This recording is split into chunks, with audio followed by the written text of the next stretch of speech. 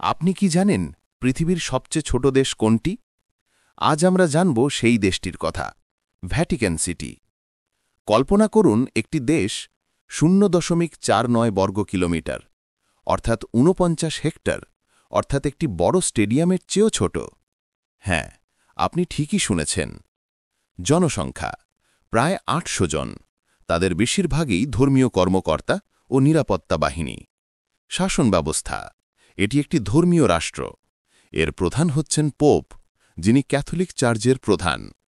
গুরুত্বপূর্ণ স্থান: Saint Peter's Basilica, Sistine Chapel, Vatican museum.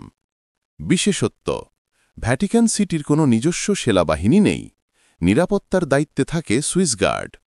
নিজস্ব মুদ্রা, ডাক ব্যবস্থা, পাসপোর্ট, এমনকি মিডিয়া নেটওয়ার্কও আছে।